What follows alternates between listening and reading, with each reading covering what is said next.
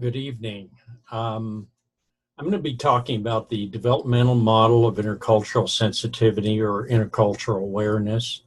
This is developed originally by Milton Bennett. I did some adaptations to make it a little more relevant, and I'm going to comment on that. I've already sent you the form in this week's assignments. There are three stages, just to give you an overview. Those three stages are denial of difference, or what I call the invisible people.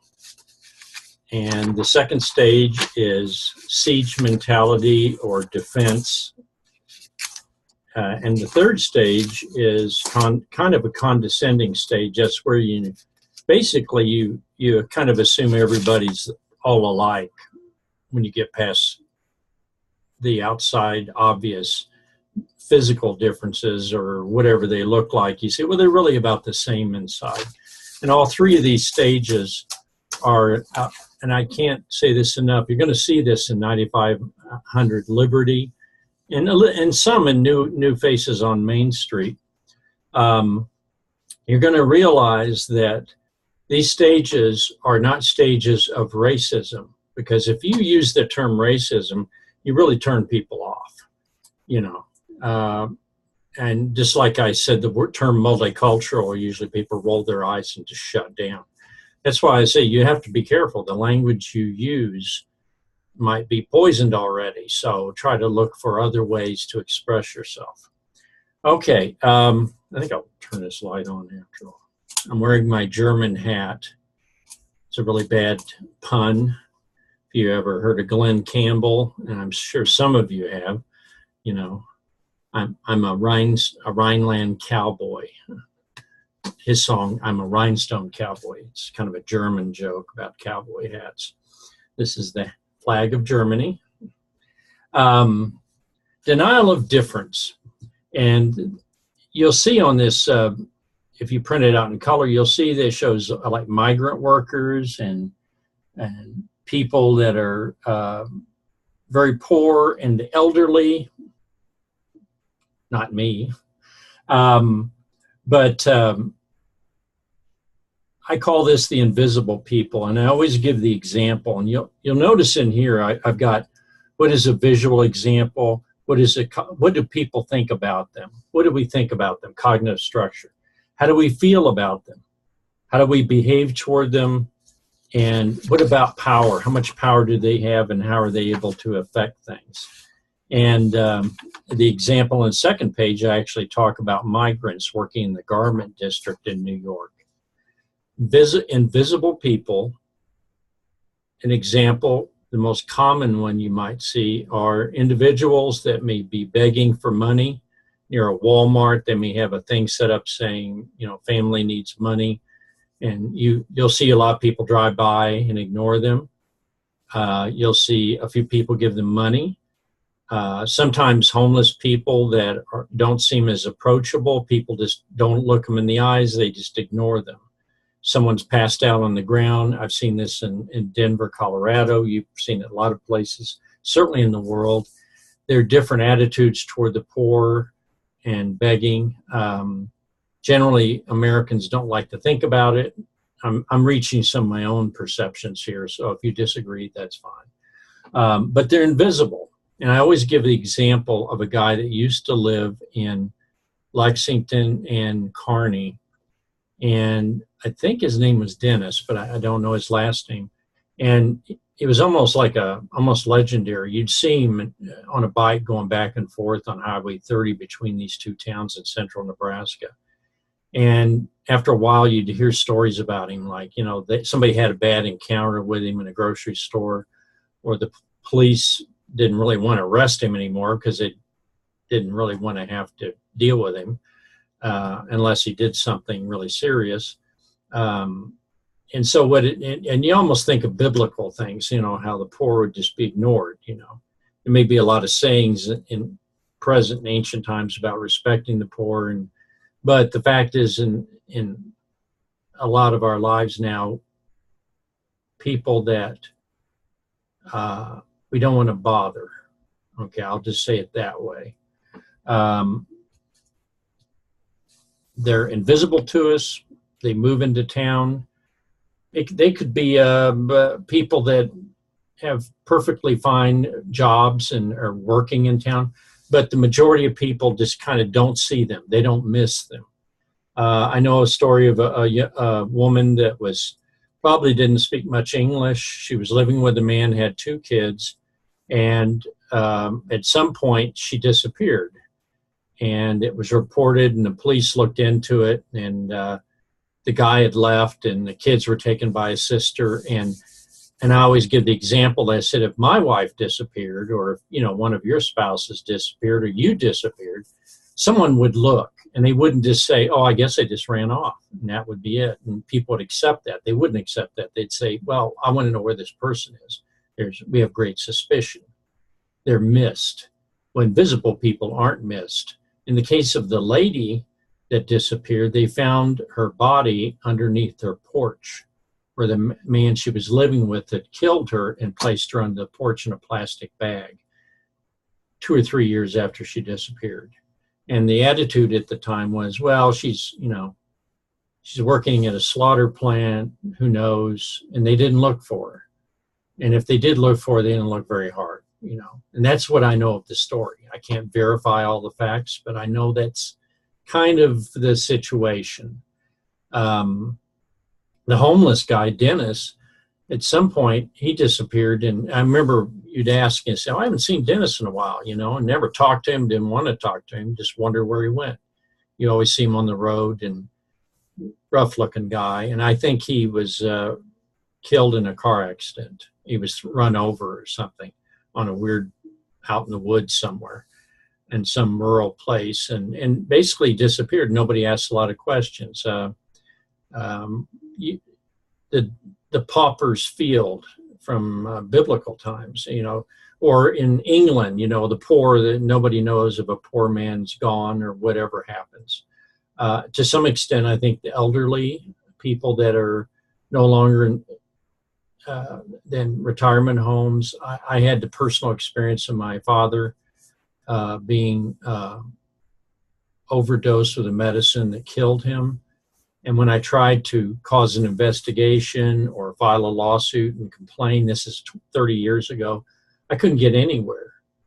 Yeah, I had a case, but lawyers said that my dad didn't have enough value monetarily that they could recover enough to make it worth their time. That's what I was told. So I want you to think about that.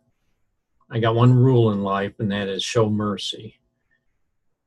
And I don't follow it very much, you know. Well, here's the problem. Here's the issue.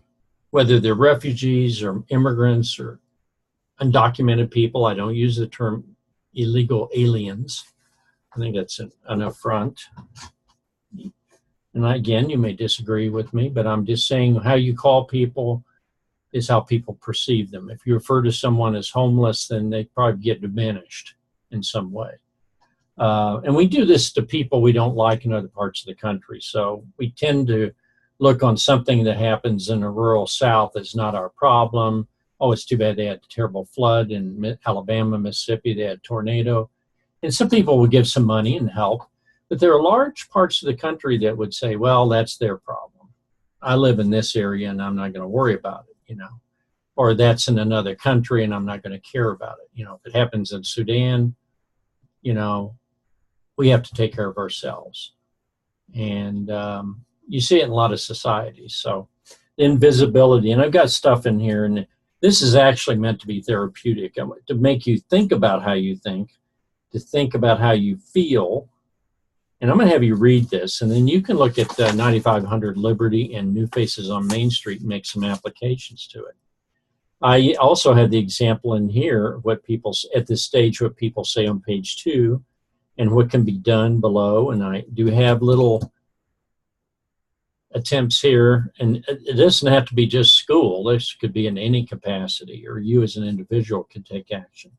I have the example of the people and immigrants that went to the garment districts, and they were from mainly Eastern Europe, but some were Central Europe. There could have been Germans and Czechs and Poles and Russians and a lot of Jewish people and all kinds of people. They're all crowded into certain areas of New York City. This is just one example. You can find another example, the Chinese that helped build the railroads and helped do the gold searches for the 49ers in 1840s in California, how later they were thrown out of the country. You can look up the Chinese Exclusion Act. Missed the Three Stooges at 4 o'clock. So you look at this and you can see how they're taken advantage of. This is where you get criminal. The hat's enough for me now. See my beautiful mane on my head. You can see right now how they are taken advantage of. They're badly treated. Organized crime took over. People feeding on people. And I've seen this with meat packing. I've seen people that are supposedly claim to be helping the immigrants or the workers in meat packing. They will scam them. They'll sell them bad fake Social Security numbers, documents, and get them in trouble. Even companies will sometimes, there have been cases where people hire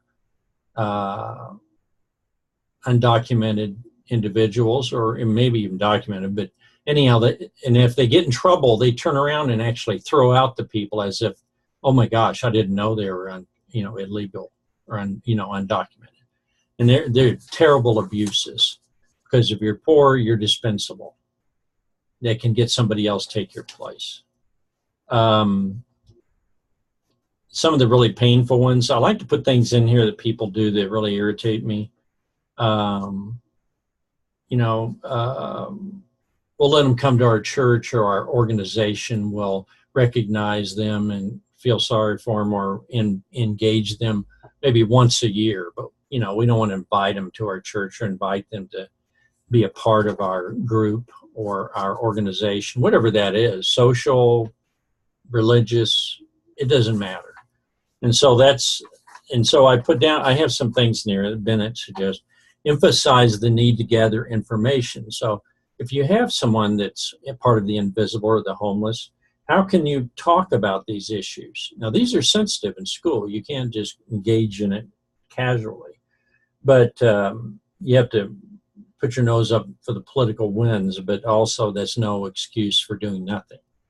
Projects that encourage cooperation, trust, and friendliness, explore their culture.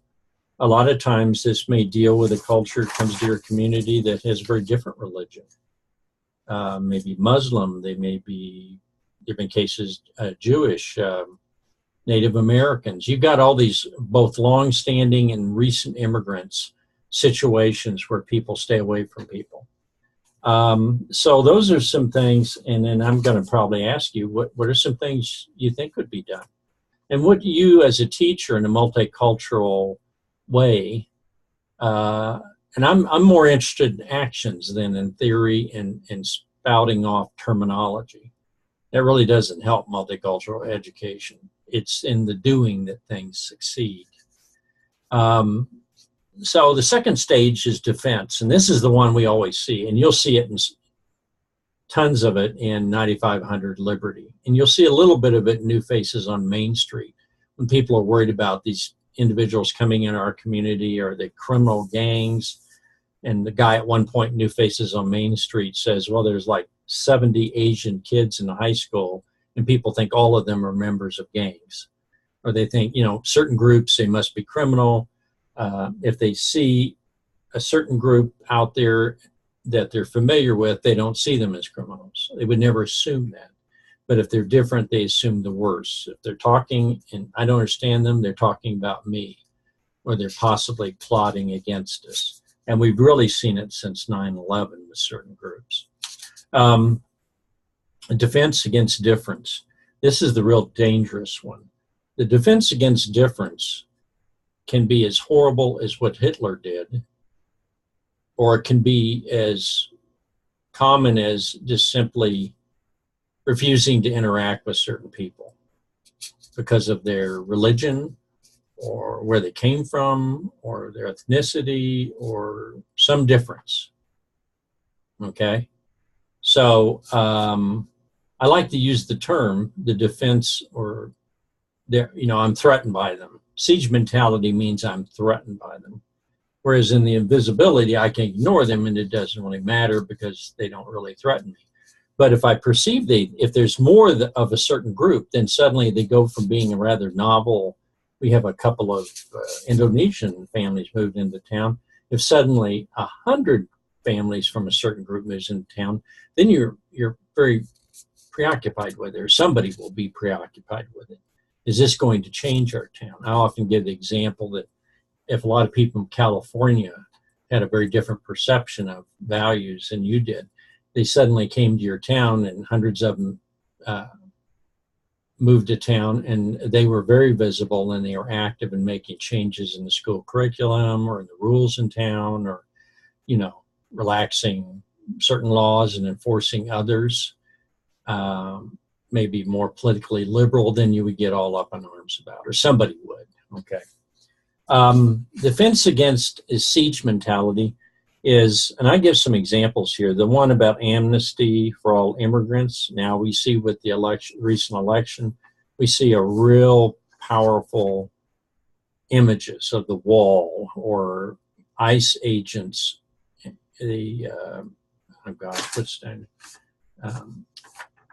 I'll think of it in a minute, but the ICE agents are the immigration officials. And now there's conflict with the police because the ICE people, they have the word police written on back. So people think they're police in the sense that local police. And so they can come to a house, but they technically cannot force their way into a house to arrest someone for violating immigration by overstaying or being, undocumented. They can arrest them if they find them on the street or something, but they can't, unless they have a warrant, they can't, unless you open the door and turn yourself over or invite them in, then they have permission. So that's a real sensitive issue.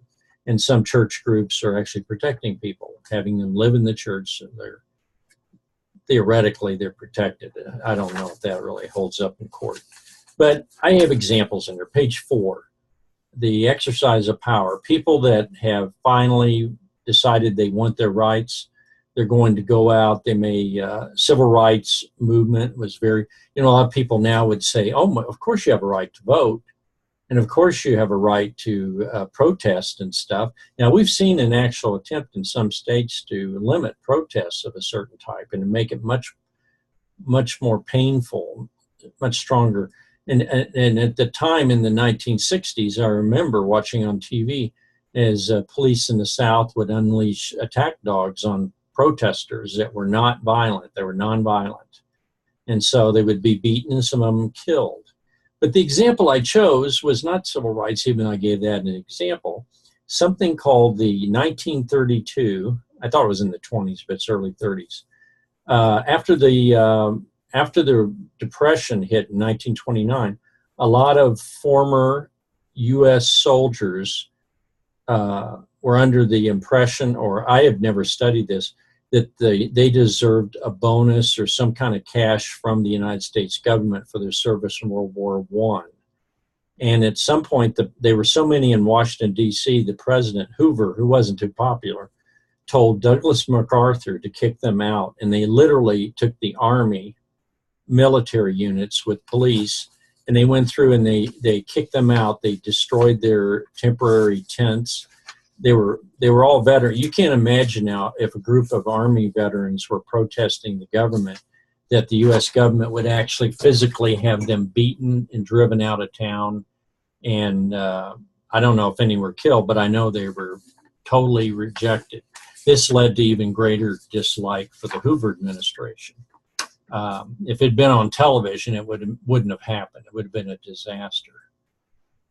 So Douglas MacArthur, who's often praised as a great military leader, actually took part in beating up fellow veterans. Not a high point, and he had some high and very low points in his career. Paranoia is kind of the attitude at this stage, and you can read through those and what can be done.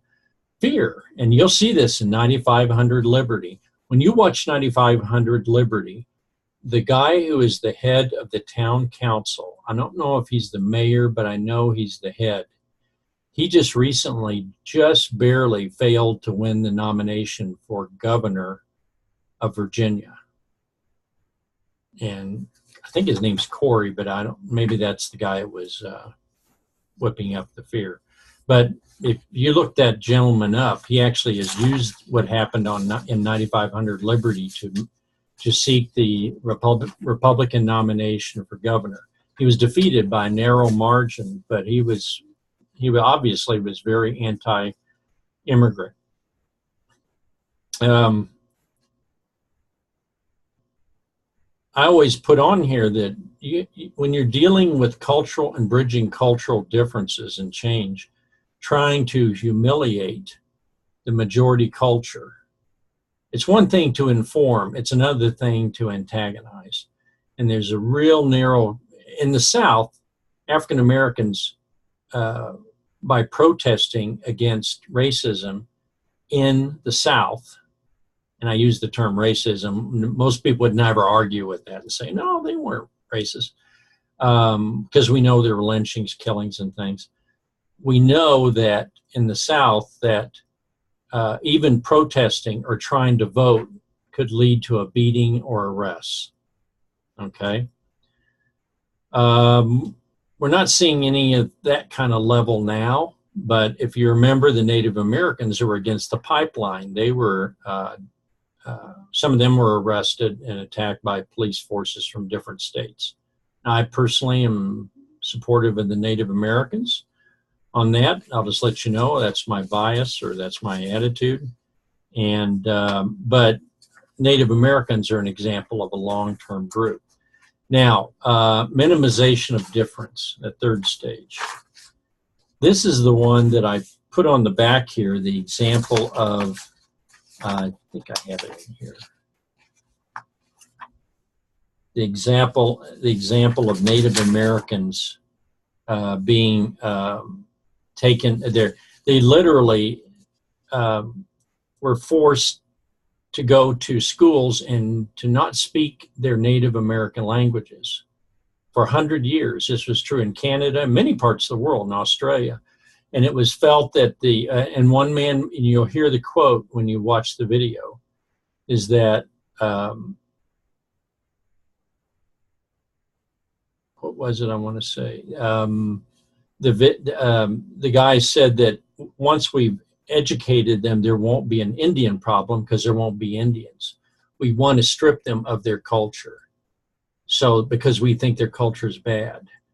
This is old as time itself, this attitude. The Irish were forbidden to speak their language and practice their religion by the British. That's a lot of the reason behind the long war between the British and the Irish. Genuine hatred for hundreds of years. Similar things happened in the Balkans in the 1990s. The collapse of Yugoslavia and those genocide that took place. Genocide in Sudan. Genocide in parts of, well, by the ISIS forces, the extremists that are being wiped out now, hopefully, in Iraq. The ones that came in and decided to wipe out all non-Muslims, including the Yazidis, who are a group of people that are not Muslims or Christians, but another ancient religion. They literally would murder all the men and assault and enslave the women. It was horrible. And this was done in the last 5 years. Similar things were done all through history. We like to think that our country is not going to do that, but our Native American policies, when you use the term Native American, you got to decide, some people like the term Indian, some like the term Native American, or they want another term. When you address a group, you need to do your homework and find out how you should talk about the group. I try to be really careful when I'm talking about a group, so I don't use some inflammatory remarks. But there's always risk, because language, not only is language helpful, language is dangerous. It can be used in such hateful ways. Okay, I think on the copy I sent to you, I have some thing about Native American, Indian sometimes I get feeble-minded. I have things about condescending, and I want to say this in a very delicate way to you, but sometimes when we do things like, well, it happens with religion.